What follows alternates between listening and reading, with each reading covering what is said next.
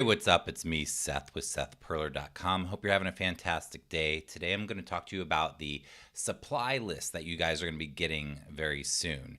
So, whether your kid's in elementary school, middle school, high school, or even if you have a college student, your kid is going to need supplies. And a lot of schools will have supply lists that are available at the local office supply stores. Usually, you'll see a little spinny thing, and there will be all different schools with different grades and even down to the detail of different teachers will have their own pages of what they want you to get for their class. And I want you to take this with a grain of salt, because if you're watching my videos, your child is not a traditional learner and they don't need the same things that everybody else needs. Not only that, a lot of the things that you will get will go to waste, will sit in the locker the whole year, and often even be thrown away at the end of the year before the package has even been opened. I've seen this many times because I taught for 12 years. And it happens more than you care to believe, because it's just a complete waste of your money, your time, and the resources that you've bought for your child. So I'm going to break this down for you.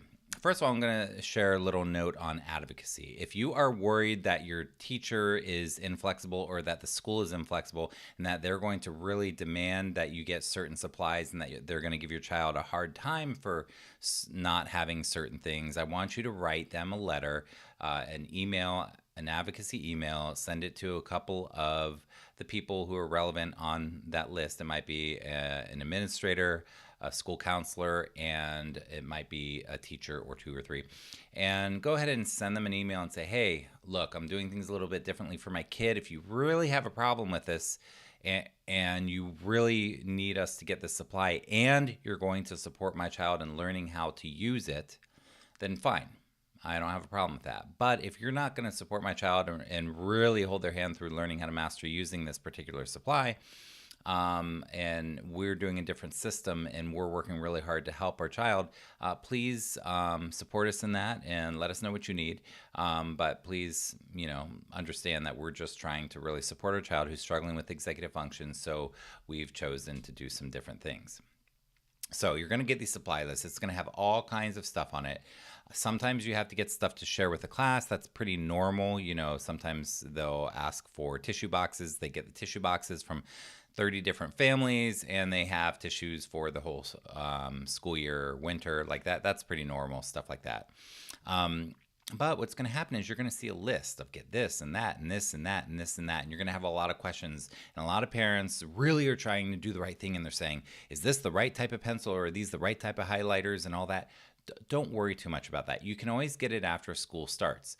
Now, some of the supplies, if you think that your child isn't even going to use it and you purchase it anyway, keep it at home and see if the teacher even collects it. Because sometimes they really don't collect it and really don't need it, and you can return it and save the money from that. Oh, by the way, I want to note that you can also often find these school supply lists if they don't have them at the office stores. Start checking your teacher websites now. It's the beginning of August, and teachers already are going to be updating their personal websites with things like the supply list that you need. So what to get? So I don't do things the same way that everybody does them. And there are a few key things that I really want to mention. One is kids who struggle with executive function often do horribly with binders. If your child does well with binders, I don't care. And if the teacher supports them to consistently use the binder how the teacher expects them to, that's fine.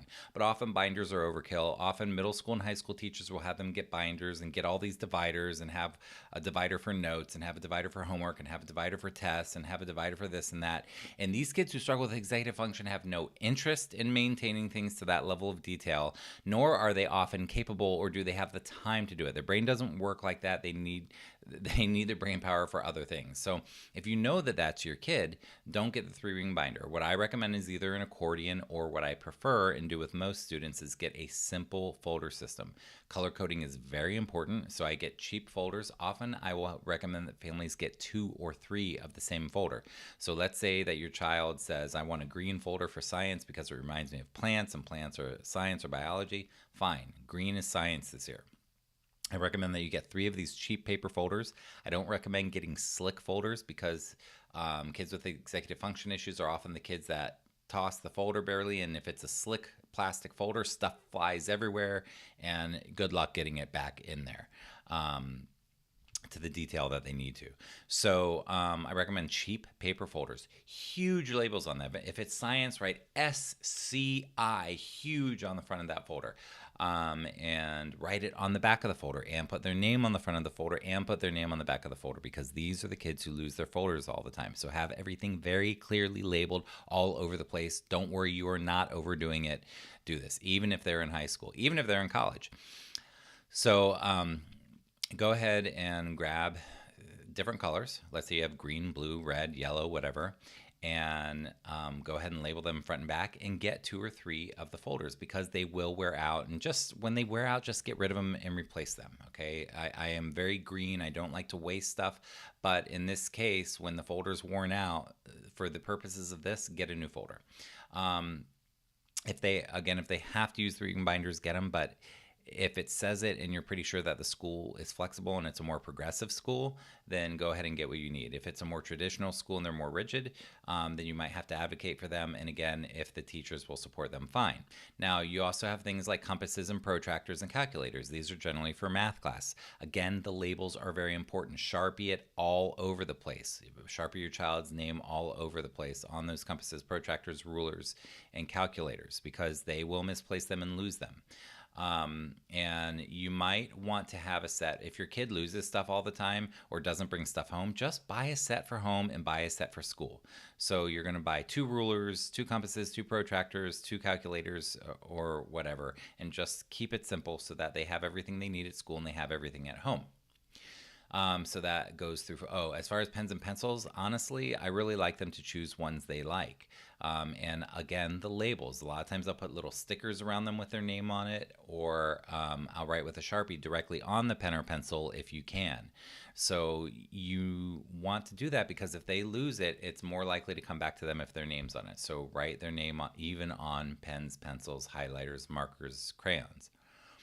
And then as far as what not to get, don't get anything that you don't feel good about getting. So these lists are huge. Okay, a lot of times teachers will have multiples of these things in the classroom, and if you know your kid's going to lose, let's say, scissors, or that they never use something like colored pencils and that's not their thing or whatever, listen to your gut and don't get it, and just email the teacher. There's nothing wrong with it doing that. You're not bugging them. Just say, hey, real quick, I just want to make sure, do we really need this?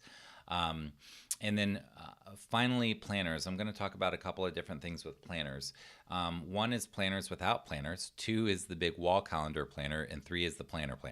First of all, planners without planners. That is things like sticky notes and note cards. I'm a huge fan of using things like this for daily plans for kids. Just things that you can write down the list of what's going on today, real quick, real easy. Keep it short, keep it simple. So I use these tools for planning a lot, even though those are not planners. In your mind, I want you to be thinking that that is part of the planning process, okay? Now, I personally, as far as the planner goes, a lot of schools will give out planners, and if you watch my stuff, you know I do not like those for kids who struggle with executive function, because there's too much going on with the periodic table and all the colors and all the famous quotes, and also the primary fact that they are weekly rather than monthly. These kids need to learn how to plan. They don't need a big, complicated 90-page planner. It's overwhelming to their brain, believe it or not. You want a large 8.5 by 11 monthly planner. Rip out every page that has nothing to do with the school year. Leave in August, September, October, November, December, October, what am I saying? Whatever. August through June. Leave those pages in the planner and teach them how to write shorthand in the planner. And it's big picture. They can see the whole month. It's way better for their brains, because they are not good at managing time, and they can really see things better with the monthly planner. So I do recommend those over the school planners or over weekly planners. If you're a detail-oriented person, you think, oh, I'll get my kid one with a daily planner. It'll help them because it's one day at a time. No, that is too detail-oriented for them. You want them to be able to see the big picture, in my opinion. Anything I say, by the way, don't listen to me. If your kid uses another system successfully, ignore everything I say about that particular system. And then you want, so you have your planner, you have your note cards and stuff, but you also want a desk calendar. Now, the big giant desk calendars I'll put up on the wall for my students. And We get it planned out for the entire school year. We highlight all the days off, and the only thing you write on those planners are important things like practice, appointments, tests, papers, and projects. So that's not a detail one, but that's a big picture one that they can keep on the wall, because these kids, out of sight, out of mind, if they don't see it, it's not in their mind. And you need to help them start to build systems where they can visually see what's coming up and anticipate the big things that are coming up, because these are the kids that wait till the night before and they tell you at 8 o'clock at night, I have a 8-page paper due tomorrow, I haven't even started. And you do not want to experience that for any reason, because it's really hard, stressful on you and your child. So this is one great way to prevent that. So that's what I wanted to go over. I hope that helps you as you are entering the office supply stores this year to get your child their supplies. Listen to your gut, advocate for your kid, get what they really need, create systems that they're going to use, involve them in the process as much as possible. They should be there at the store with you. You shouldn't just be doing it for them. It is their supplies and their responsibility. The more investment they take in the process, the more effectively they're going to use these things anyway. If you have any questions, go ahead and or comments, go ahead and comment below. And yeah, I hope you have an awesome 2017.